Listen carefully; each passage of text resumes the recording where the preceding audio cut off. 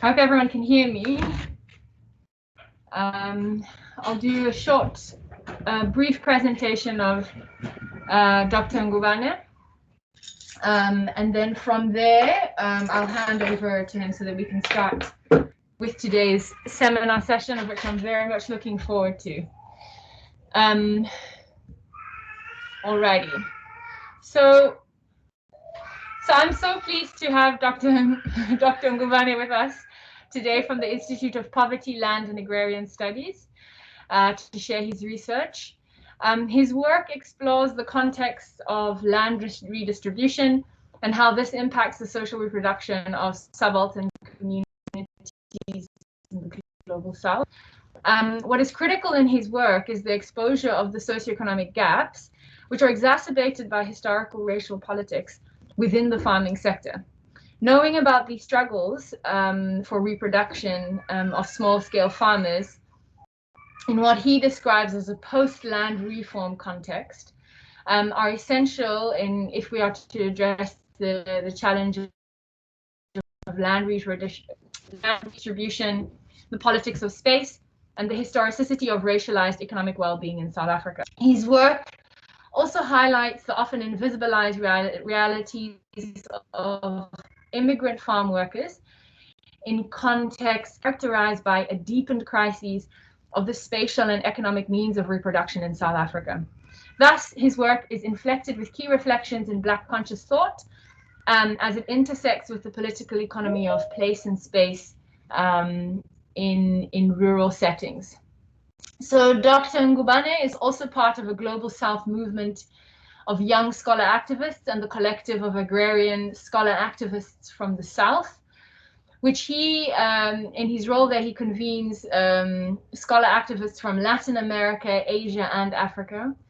His broad scholarly and activist interests include decolonization, feminization of social movements, and social justice. His current work looks at the emerging forms of small-scale agricultural production in the context of ongoing land reform in South Africa. And in this work, he tries to locate South Africa within the southern region in terms of generalized smallholder production, especially in post-land reform contexts, such as in Zimbabwe, where smallholder production is a central tendency on land reform farms. So without further ado, I look forward to hearing from his body of work. So I'm going to hand over to you, Mnqobi, and we can begin this session today. And I'm going to, here's the PowerPoint. So I think what is best is I will share the screen of the PowerPoint. Yes, please. May I quickly get the laptop? Oh, is it? Sure. No, that's not right.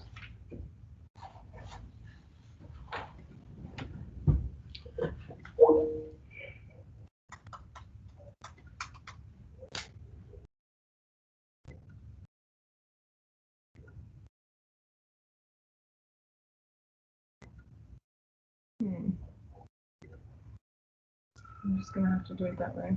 Okay, you can share later. Yeah? Yeah.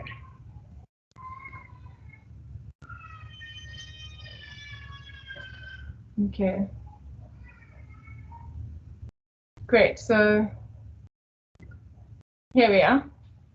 I think if you want to just change your slides, you just move it from side to side. Good afternoon, everyone. Thank you so much for the invitation, Ifwa. Thank you so much for attending and bearing with us as we faced some glitches earlier. And luckily, Ifwa and I are neighbors, so it took me a couple of minutes to get to her place so that we can proceed with this presentation. What I have done is I have prepared a preamble to this presentation before going into PowerPoint, just to lay the foundation of the presentation. So the title, as you can see, it is Immigrant Farm Workers and Social Reproduction in South African Land Reform. I have done fieldwork research on land reform farms in Eastern Free State Province of South Africa, on the interstitial farmland in between the former homeland Qwaqwa and the Harrismith town.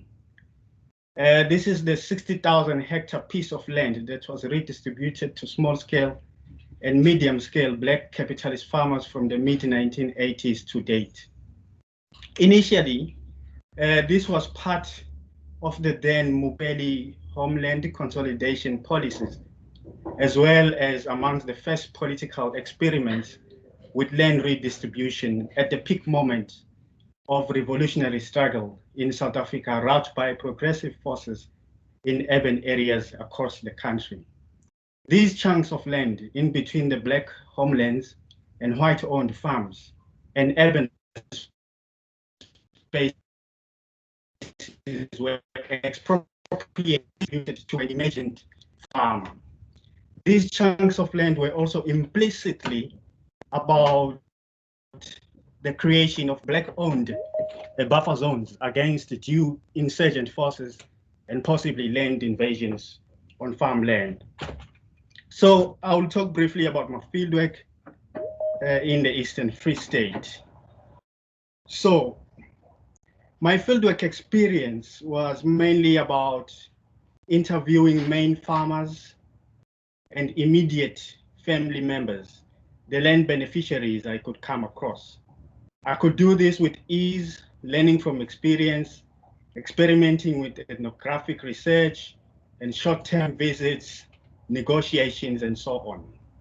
At the end of fieldwork, I realized I had missed an important aspect, and that is labor and the attached labor dynamics on the studied land reform farms.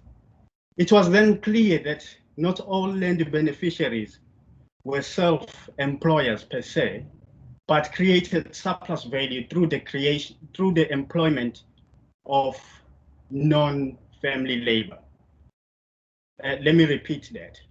It was then clear that not all land beneficiaries were self-employers, but created surplus value through the employment of non-family labor. At the same time, it was clear in my mind that the central commodity on the redistributed land was livestock, and there was an average of at least one header per farm. A header is someone who is employed to look after livestock. Heading livestock, including dairy cows, beef cattle, and to a little extent sheep and goats, and sometimes tending piggeries. At the same time, it had by then become crystal clear that the majority of headers, that is the men employed as headers of livestock on the studied farms, were immigrant workers from a neighboring country, Lesotho.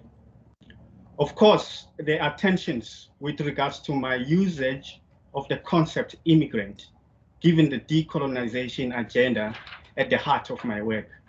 But it shall suffice to deal with the Lesotho originating headers as immigrant workers who have to negotiate their entry into South Africa in differentiated legal and extra-legal means. The phenomenon of Basotho men working as headers is quite widespread on white-owned and black-owned South African farms, including on the land under tribal authorities. Clearly, this is footloose labor, to borrow from Jan Breman's term, on the move, forced as it is by the dull compulsion of economic forces to sell their labor power, and this most probably owing to wider processes of deindustrialization on their motherland, Lesotho, and South African employment hubs, such as Johannesburg. If you probe much deeper into the social condition of this immigrant farm workforce, you are more likely to unravel these senses of loss of industrial work. I was therefore intrigued to dig a little deeper through interviews, and in so doing, tried to trace the wages from land reform farms to Lesotho. I have documented the latter in abbreviated case studies in the working paper that I am presenting. As a Black man, it was relatively easy to interview other Black men. Unlike female researchers, I was able to even share farm accommodation with farm workers on different occasions. And in all occasions, these were Basotho men working as headers on land reform farms of the Eastern Free State. However, I had coincidentally and perhaps fortunately left the interviewing of farm labor for the end of my fieldwork, because in most times, farm labor is often overshadowed by the main farmer, who may not appreciate the focus on farm labor, exploited for its labor power, and probably paid wages lower than the minimum wage. So, on farm labor and social reproduction on redistributed land, I would like to make the following remarks.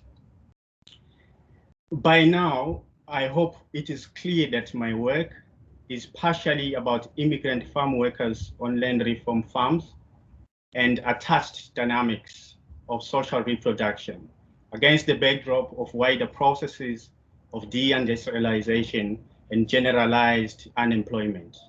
On this note, I would like to pose a question. Who is industrializing? Even South Africa is struggling.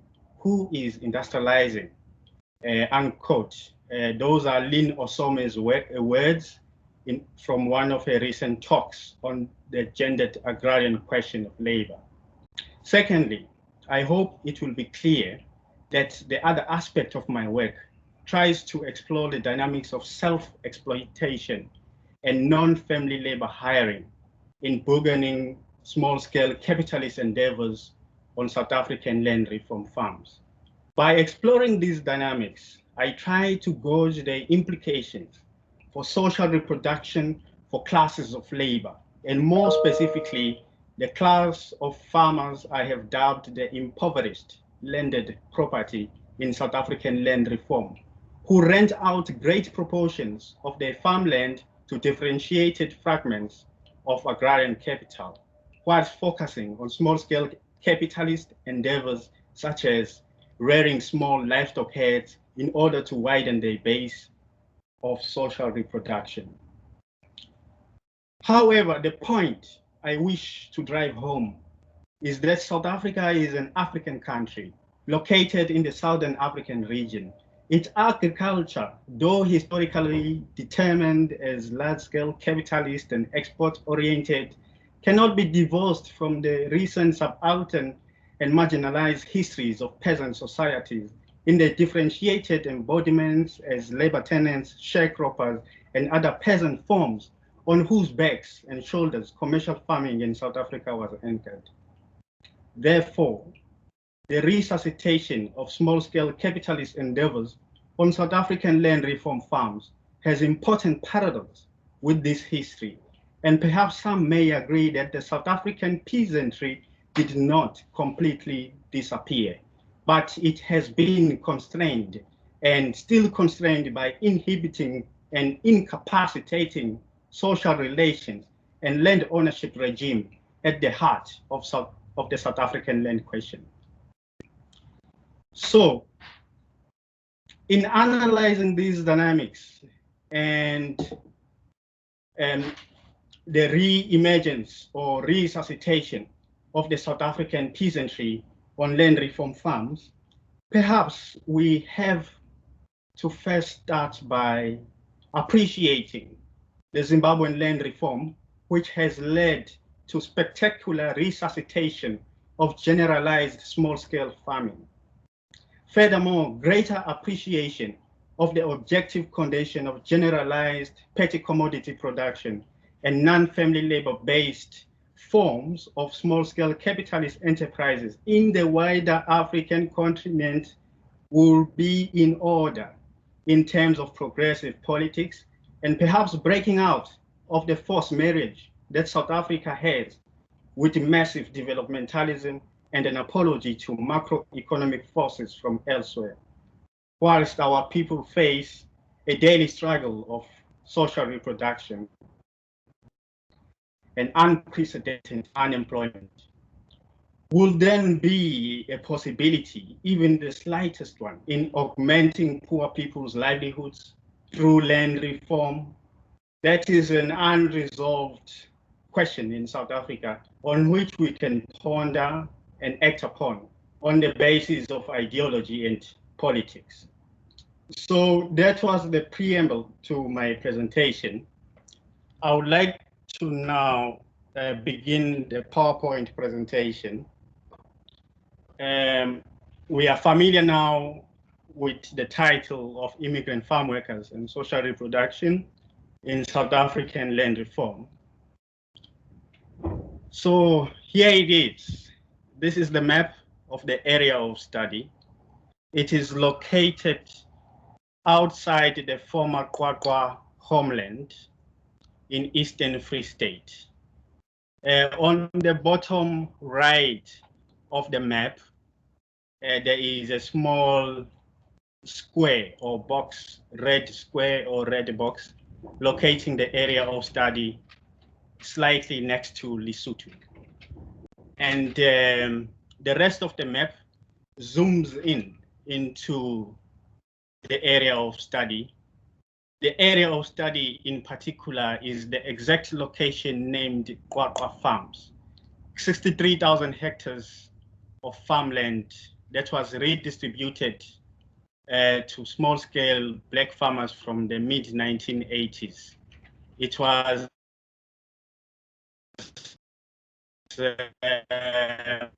and then redistributed to smaller black farmers. Those who study historical materialism are familiar with the historical context of South Africa in terms of primitive accumulation. One of the methods to study that is the retrospective method, geography to unravel socio-spatial livelihood trajectory from below. Those are livelihood trajectories of working class populations. That's what I mean from below. So those of us who study historical materialism are familiar with the fact that South African agriculture, South African large-scale agriculture, at some point, especially from the 1950s and much earlier on, relied heavily on the evictions of labor tenants and sharecroppers who had actually built South African capitalist farming relatively from scratch, but then they were rendered superfluous by the 1960s. And in the area of work where I work, there were massive relocations to Kwakwa homeland, where some labor tenants and sharecroppers converted their livestock into dead stock and became non-agricultural petty commodity producers inside Kwakwa during apartheid. And you can actually trace the livelihood trajectories to the point of Kwakwa as farm labor tenancy to petty commodity production, migrant work, and impoverishment in Kwakwa. And some, of course, through processes of social differentiation, were able to accumulate from below, make ends meet, whilst hundreds of thousands went into poverty. And due to fortunate circumstances for a very few classes of labor, parliamentarians and the indigenous business elites were allocated farms. So the agroecological and geographic context of the area, I would say that it is a dry ecological region of Eastern Free State where there are mixed farming enterprises, and it is also a grassland biome. And I have said earlier, it is mainly a livestock production area, supported by the grassland biome. Of course, those enterprising or capitalizing farmers will have mixed farming enterprises on their land because they can do so, because they have the wherewithal to actually invest in both livestock and crop production. But those farmers who are on the lower margins focus mainly on livestock production, because livestock production is relatively less capital intensive in contrast to crop production.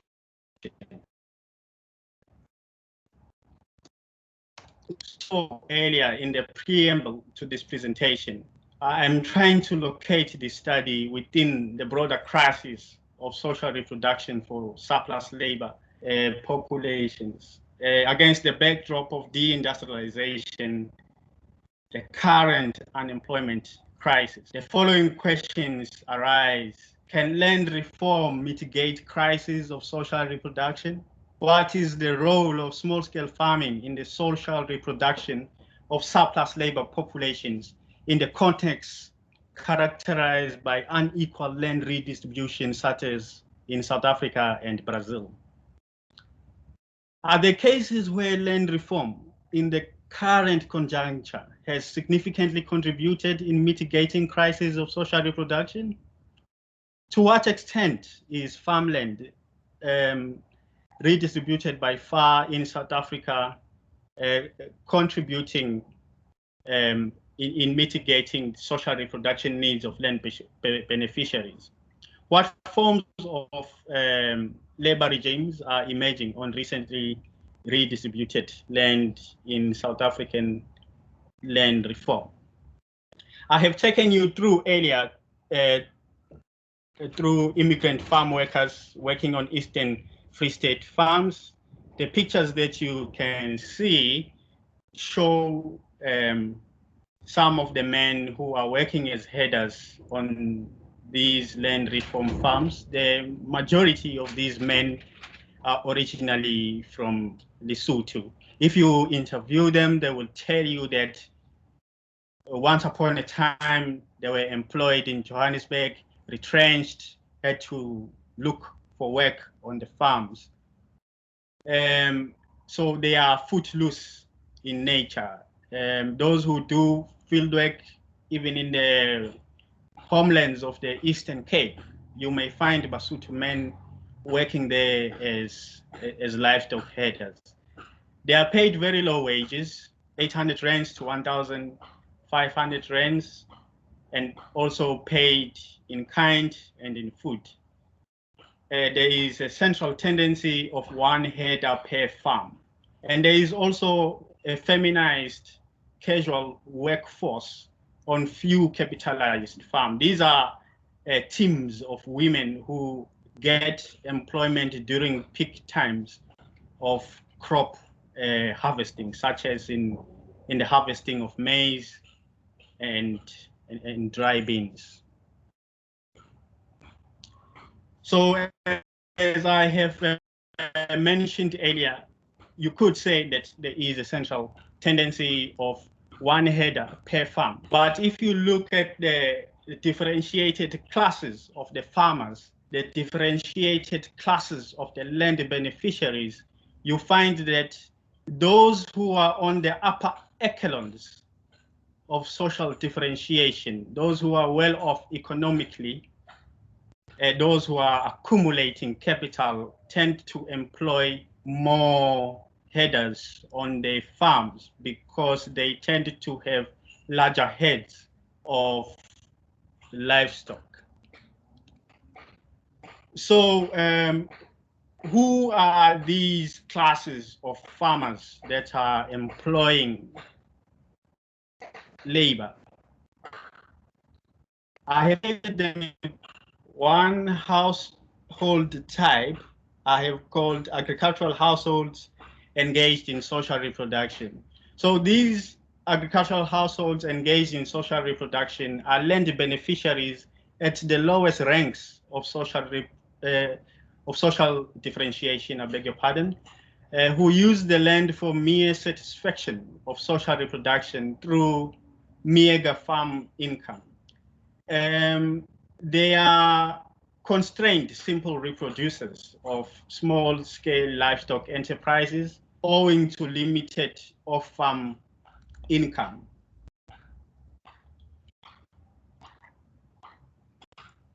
They are engaged in minute livestock sales and also farm rent income as a means of survival for many. What I call the formation of an impoverished landed property in South African land reform. Those farmers who are on the lowest ranks of social differentiation, who are also land beneficiaries, forced to rent out farmland to differentiated fragments of agrarian capital and combine such rent income with any other source of off-farm income, typically social grants and small jobs, piece jobs, precarious work that they could get from off-farm. So we see that livestock combined with farm rental income funds the social reproduction for the so-called impoverished landed property. And we see that there's a tendency of self-exploitation and hiring of non-family labor in livestock herding for agricultural households engaged in social reproduction and or the impoverished landed property. And we have also seen that there are outward farm income flows, what I call outward remittances, towards off-farm unemployed kin in a crisis of social reproduction. So the income from livestock sales, the income from farm rental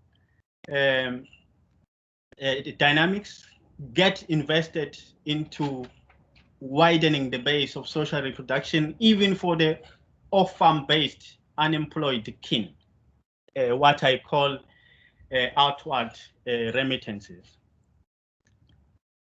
So the second household type are those households engaged in simple reproduction. So basically, they can get by on the same scale of production from year to year. The simple reproduction is centered on livestock production on the basis of self-exploitation and non-family wage labor. They are also internally differentiated. Some are focusing on grain, some are focusing on beef cattle.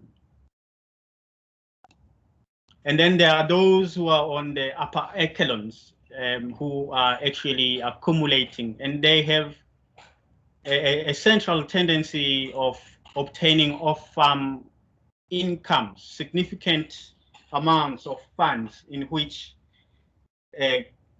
gets invested into farm production, into expanded reproduction of crops of livestock. As you can see on the pictures, some of those dynamics.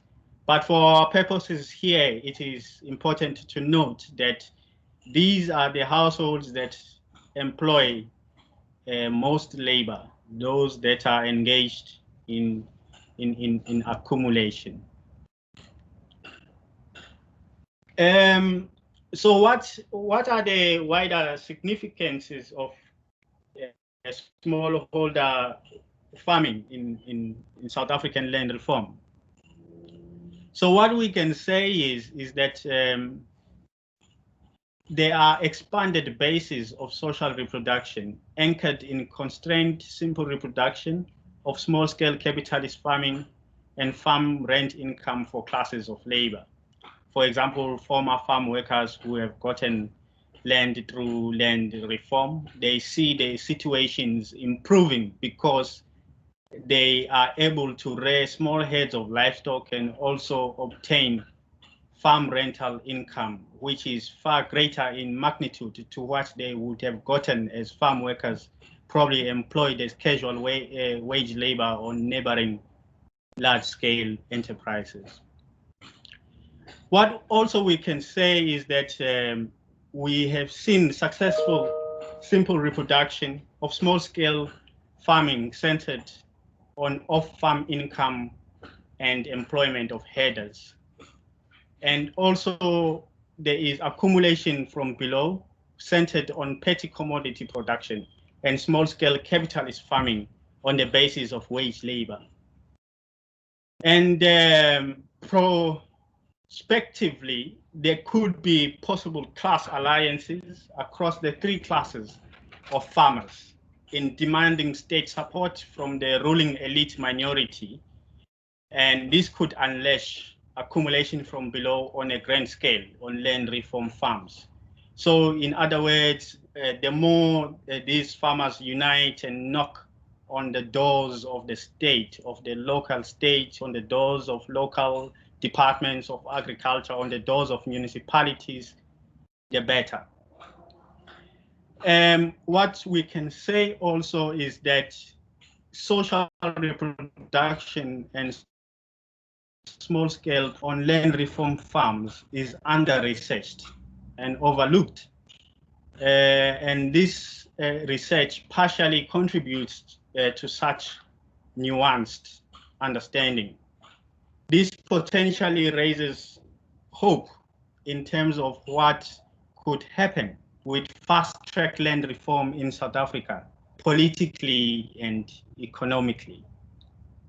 The main point, however, is that South African land reform cannot be separated from the Zimbabwean land question in the historical and contemporary sense, nor can it be divorced from the wider, generalized petty commodity production in peasant African agriculture across the African continent.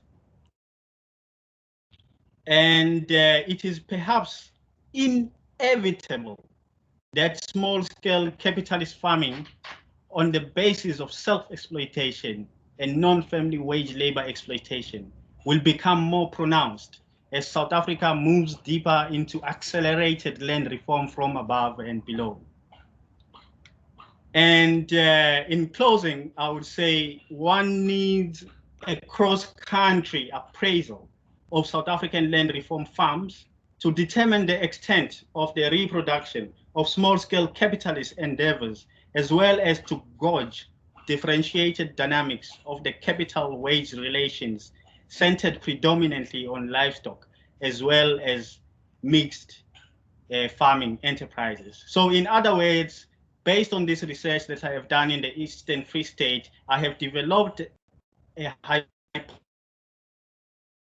hypothesis. There is a possibility that in South Africa, all those farms that have been redistributed from 1994 in their totality, there could be possibilities of the reproduction of small-scale capitalist agriculture that is overlooked and overshadowed by the large-scale commercial farming rhetoric that is imposing itself on the South African land reform process. And in those words, I would like to end this presentation. Thank you so much for listening.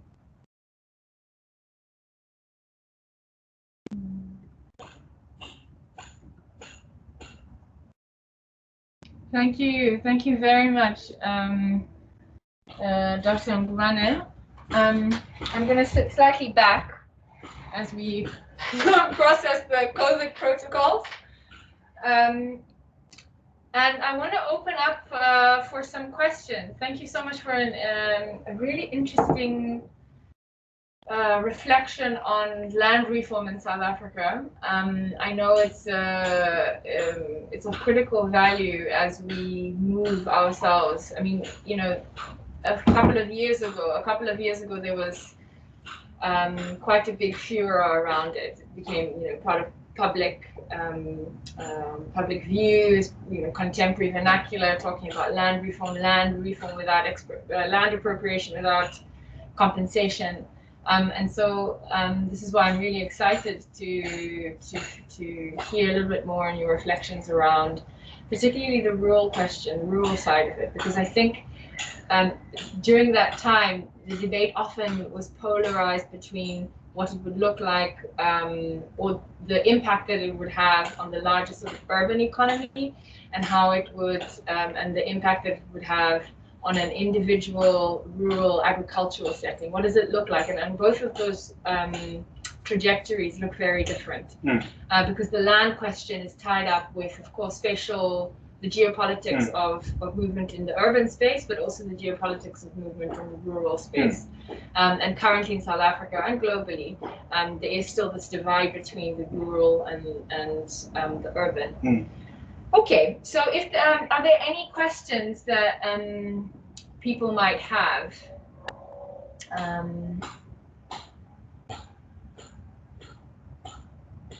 Any questions? I can see on the chat function, so if you can just raise your hand there, it would be easy for us to.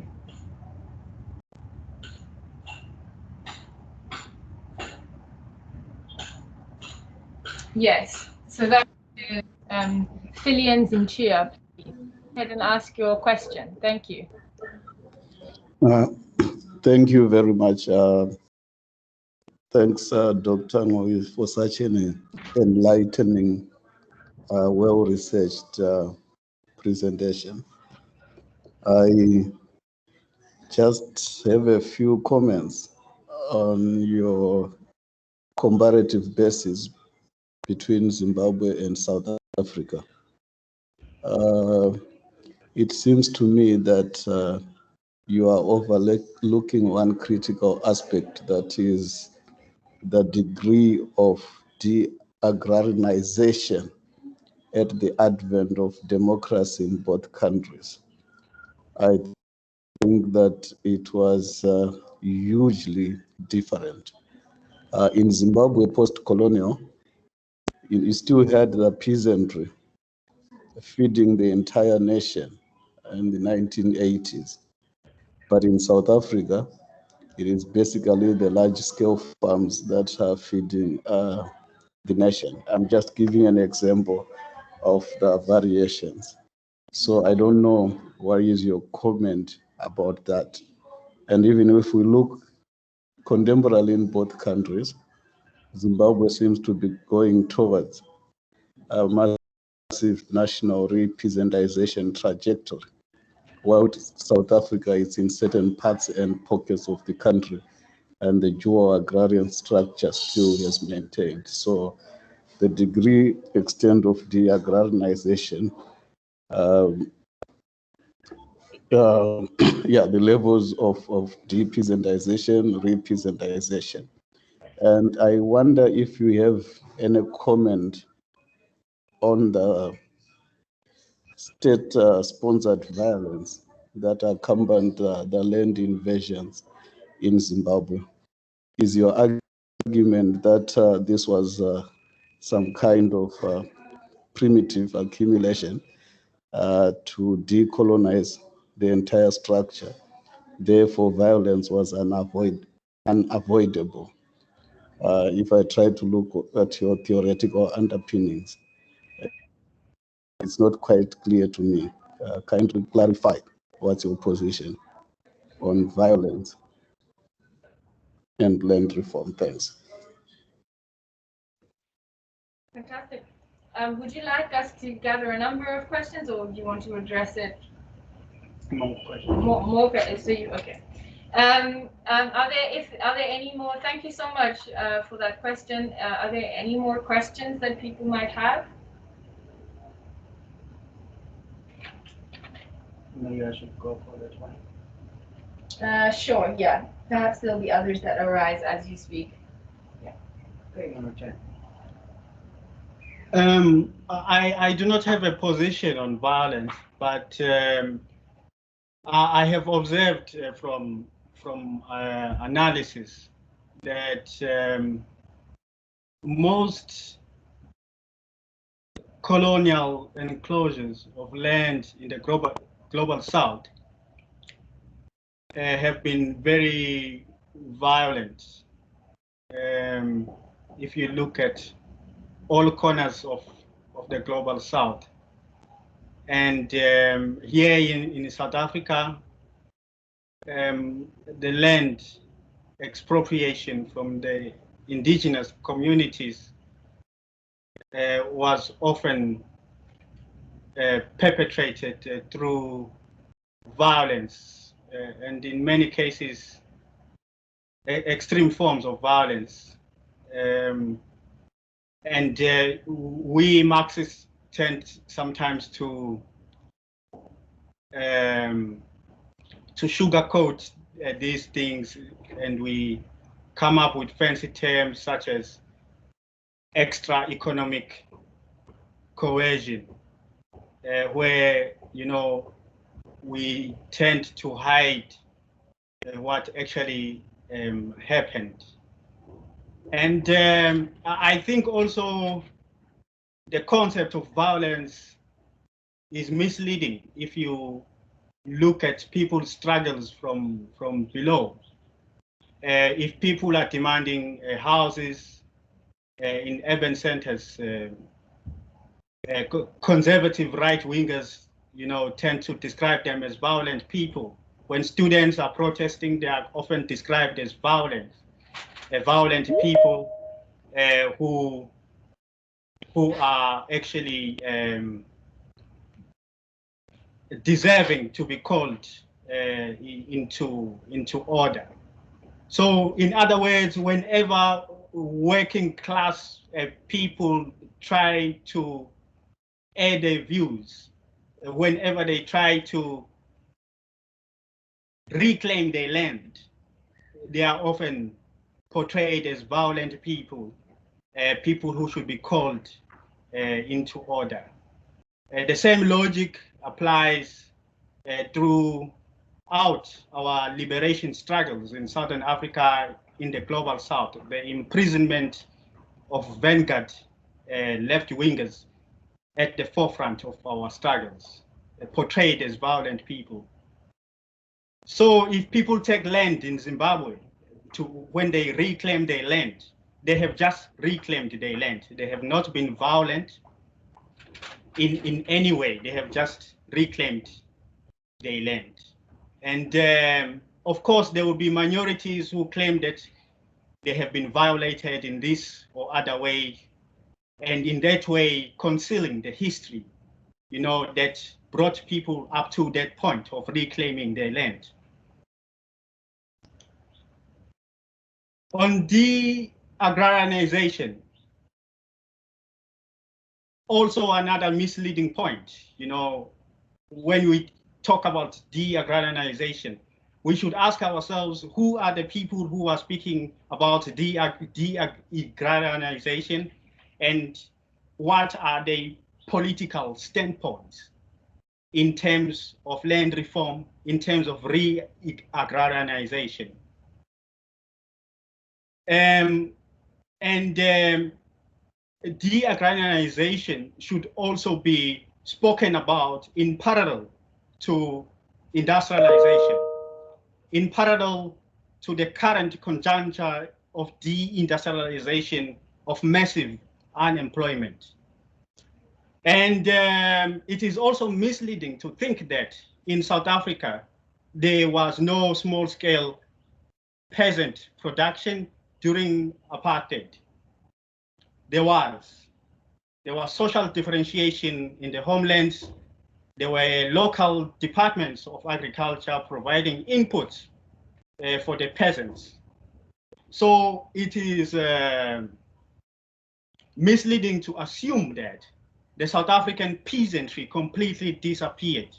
And it is also to exacerbate when you say that there's a dual structure in South Africa, in South African land agriculture, I beg your pardon, because even the so-called white commercial farming is internally differentiated. It is not all large scale. There are also small scale, medium scale farms. There are also small, medium black farmers who were there during apartheid in the former homelands producing differentiated commodities. Some were producing sugar, some were producing timber, some were producing vegetables, livestock, and so on. So my point is, it is about time to rethink concepts of de-agrarianization. Whom do they speak for? On what ideological standpoints do they stand? And whose views are they representing? Okay, thank you. Thank you for those reflections. I'm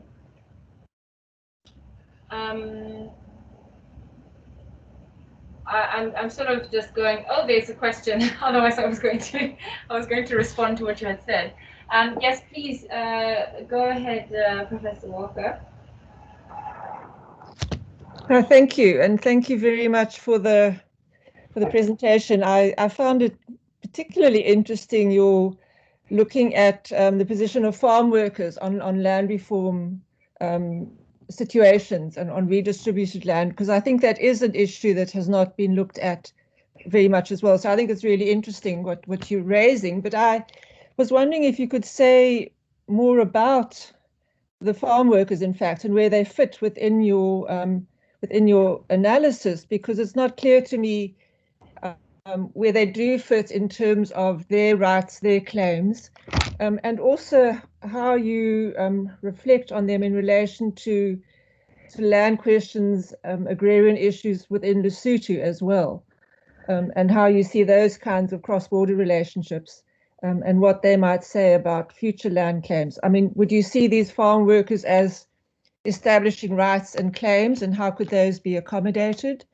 Do you see the potential for conflict? I mean, I'm presuming, are there struggles around wages, because the wages are obviously very low? So I wonder if you could say more about those relationships, and also who the farm workers are and what their aspirations around land and livelihoods might be, and where they see themselves best able to actually try and benefit from those aspirations. Thanks so much, Cheryl. I wanted to, if I may, just tack on a question to that. I hope that perhaps you could provide us with a working definition on what you mean by social reproduction. Yeah.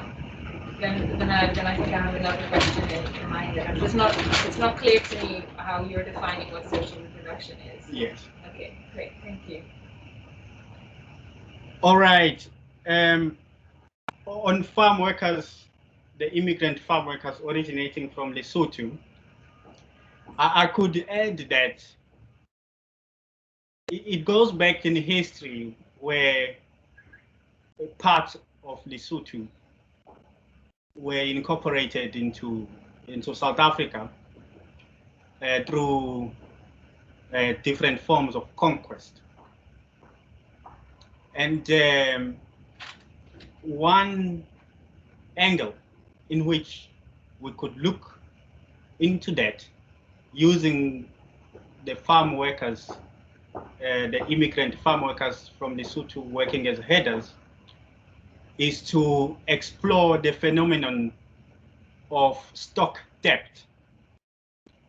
Because the Basotho men have gained some reputation of being stock thieves, which I have tried to vehemently defend in many occasions, but I haven't studied it in detail to see whether that provide some hints to the claims to land and livelihoods. And in terms of small-scale production inside Lesotho, I am reminded about what Colin Murray said about the peasantry in Lesotho, that it's just people who are going about scratching the soil inside Lesotho. Of course, there are small-scale enterprises there, and also there are some farm workers that I came across who have small-scale sheep production enterprises for wool inside Lesotho. But the country is relatively small, and I really wonder, you know, prospectively in 50, 100, 200 years, what could happen to Lesotho as a country in terms of the geopolitics between itself and South Africa, and also wider geopolitics of Southern Africa as a whole in terms of decolonization and also potential talks of the removal of the borders in Southern Africa and the wider African continent as a whole. And then in terms of social reproduction, I would define it as all the life-making activities that we as people we are engaged in order to survive. All the work that we are engaged in order to survive. It is also generationally and gendered differentiated.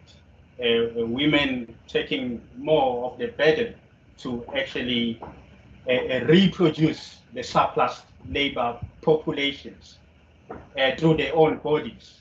That is the argument put forth by Lynn Osong. So by social reproduction, we are actually engaging in all the life-making activities that help us to stay alive.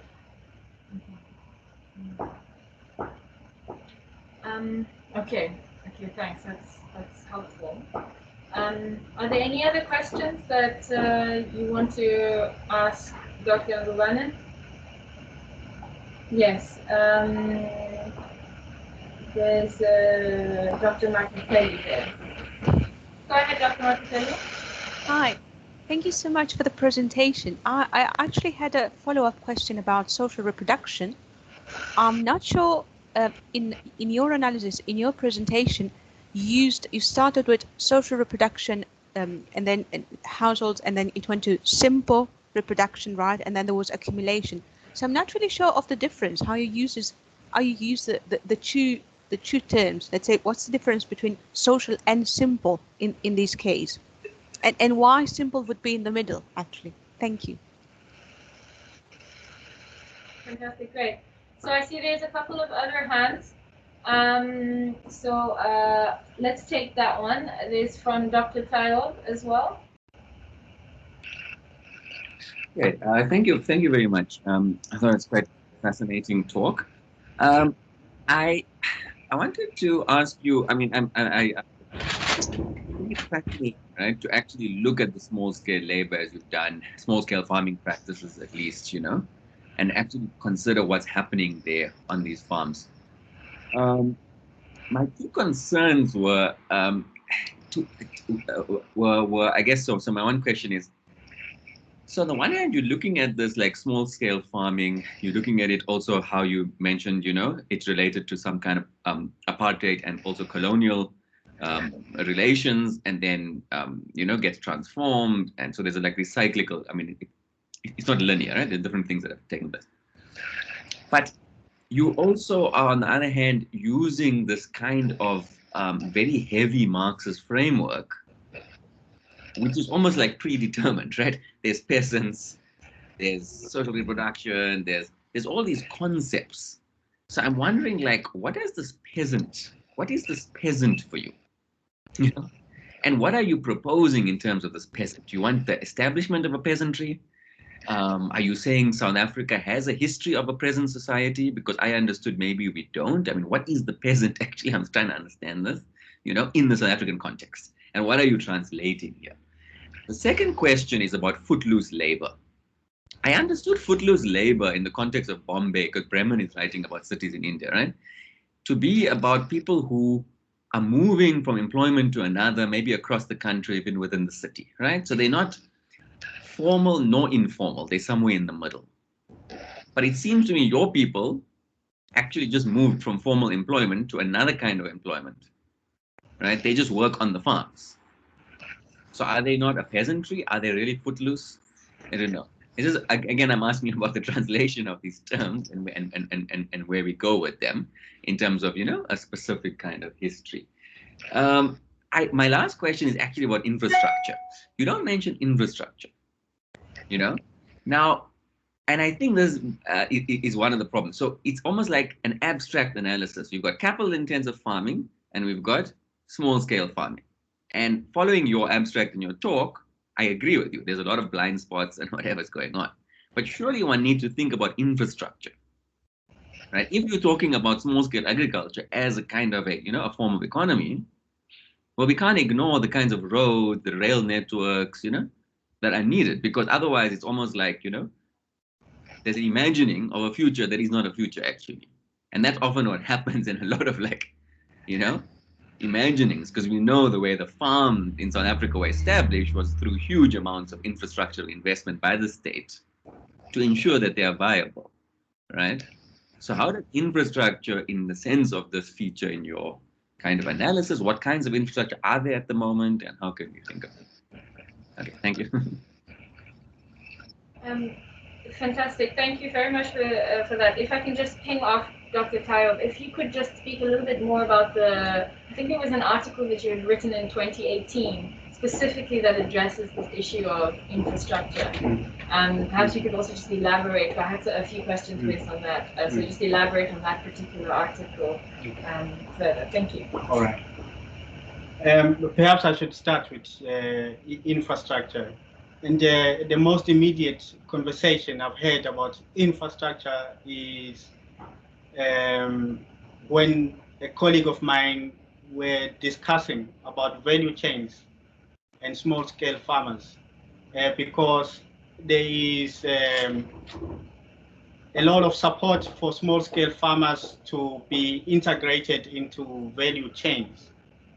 And in some instances, those support forms, they tend not to provide infrastructural support and assume that, their job is just to connect small-scale farmers to value chains.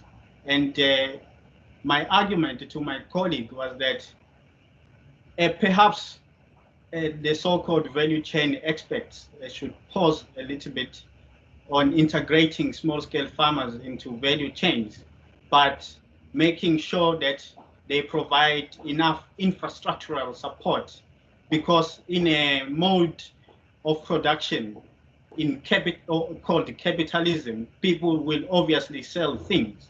And this issue about connecting farmers to value chains is narrow in the sense that it ignores the value chains that farmers are currently engaged in, no matter how constrained they are. The informal value chains that are there, the ceremonial weekend markets that I have observed in terms of livestock sales. So those are my broad remarks when it comes to infrastructure. And further on, there are also some support mechanisms which are there, but only accessible to the middle class, farmers, the loans from the banks. That article by where I had interviewed a guy called Sonwabile. He's a middle class person, and he works part-time as a banker, I think, and he's able through his networks to gain those infrastructural support through loans from banks. But people who on the lower margins are unable to tap into those resources because they are constrained in the negotiating abilities. And it is such people that should benefit from state support towards infrastructure, in particular on the land reform farms, to provide sufficient fencing, to provide sufficient irrigations, etc., etc. And one country where such infrastructural support was massive and impressive is China. If you go to China today in the countryside, you will get the infrastructure of Comrade Mao still intact today. The irrigation systems are still intact today. And if the state really thinks about massive infrastructural support to land reform beneficiaries, whatever value chains the farmers are engaged in from there on, it is up to them as long as the foundation is laid. And furthermore, what I can say about support to small-scale farmers, I have observed in the Eastern Free State where former farm workers were allocated about 4 cows each in the early 2000s when they got the land. And today, even though they do not have large herds, they have about 20 heads of cattle, 30 heads of cattle, but it was upon that state support foundation on which they were able to build their heads. So I really take that suggestion on infrastructure. And in terms of footloose labor, I think the term applies to the workers that I am referring to. There are footloose labor, moving across the border from Lesotho, and also sometimes doing other things to survive back home in Lesotho, involved in various networks that are spread. And in terms of the simple reproduction and social reproduction intersections of those concepts, let me first allude to simple reproduction. So when a capitalist enterprise is engaged in simple reproduction, it is not accumulating capital, but what it is doing is that it is reproducing itself at the same scale of production year after year. So if the turnover is 500,000 per annum, it is like that for many years, probably because the capitalist consumes some of that surplus value and does not reinvest all of it into production.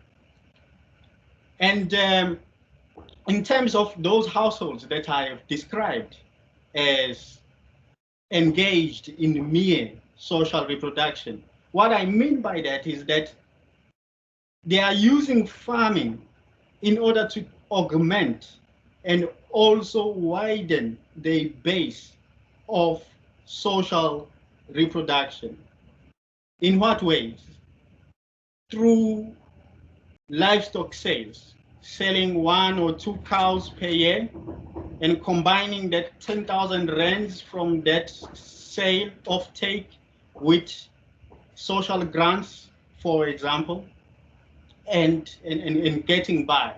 So they are just using land, access to land, to improve the options of survival.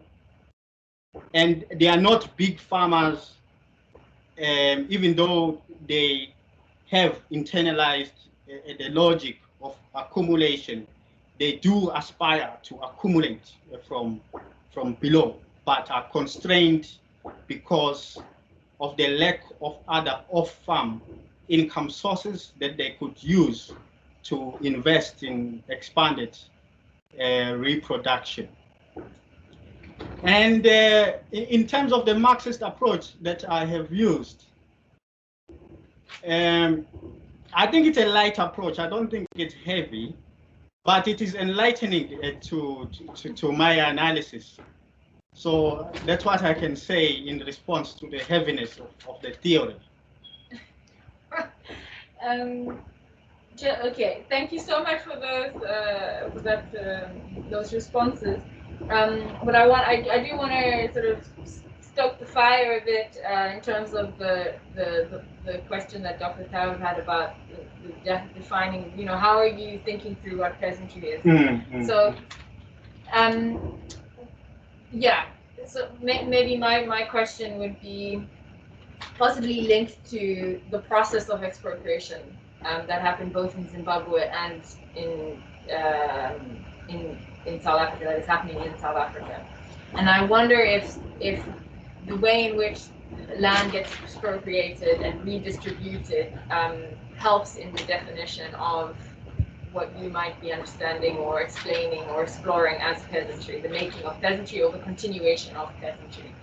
And how this definition of peasantry differs in some ways to small-scale farmers. What is the insistence on framing it in this Marxist sense of peasantry? And I think, what's the weight of this Marxist approach, which I think is important.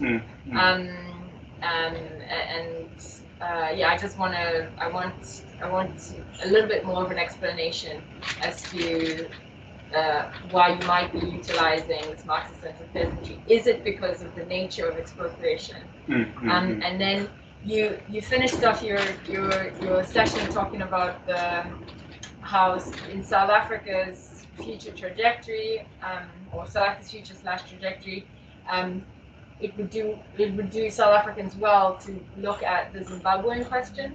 And if you could just say in closing, because we are coming up to the end of the session, if you have some concluding remarks that could sort of rope that in to it.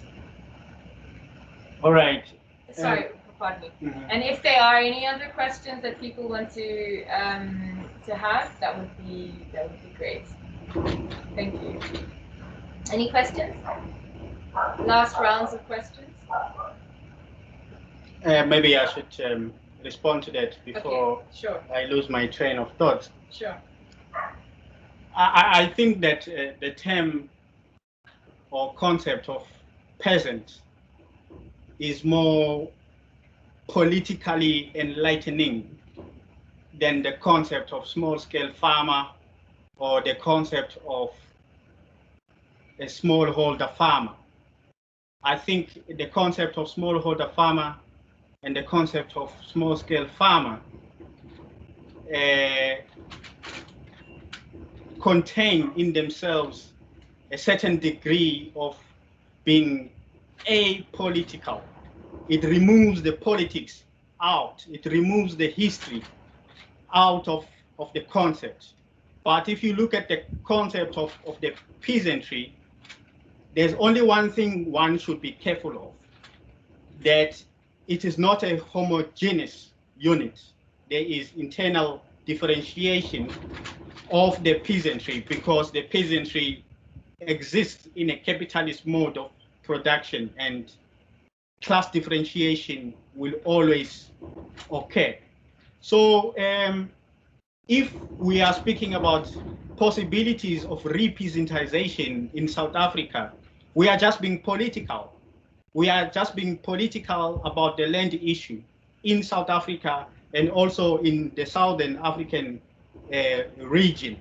It is also about the decolonial thought that is occupying us as we analyze what is happening with regards to our land reform. And also in order to confront the hegemony of large-scale commercial farming, because the concept itself of large-scale commercial farming and agribusiness, it is a stumbling block to land reform. It imposes itself to land reform in South Africa, and it delays land reform.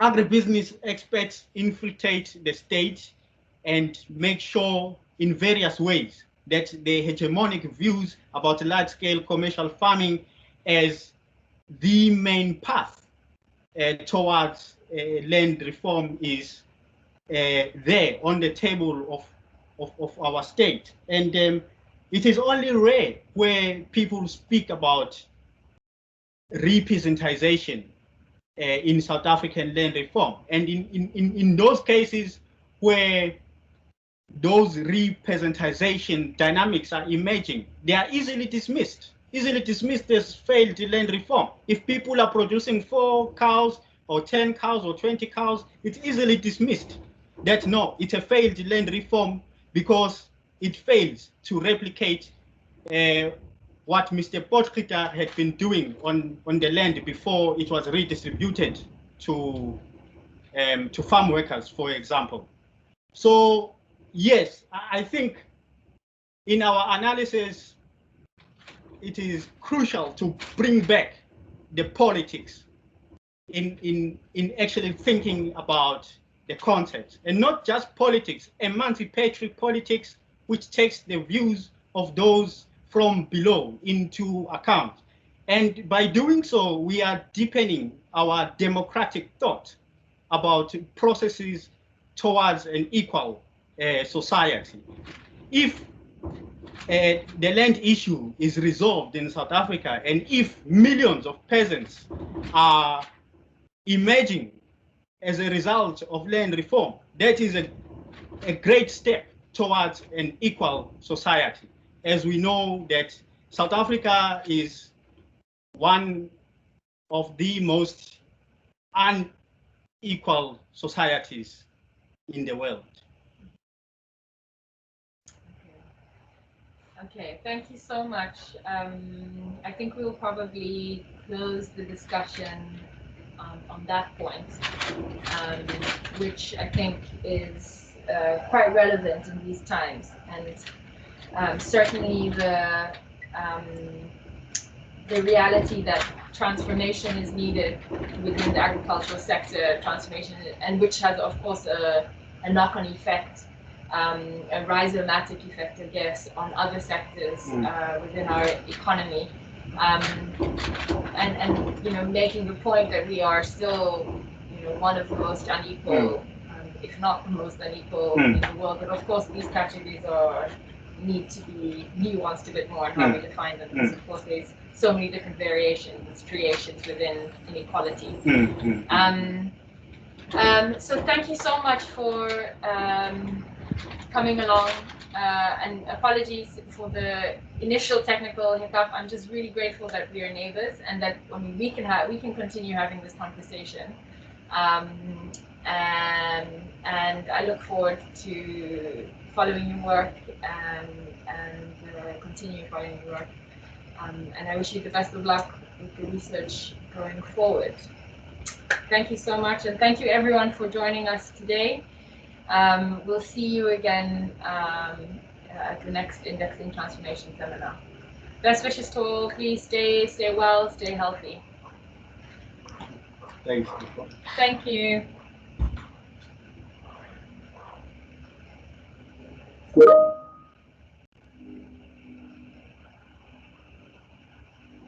Oh, you recorded it?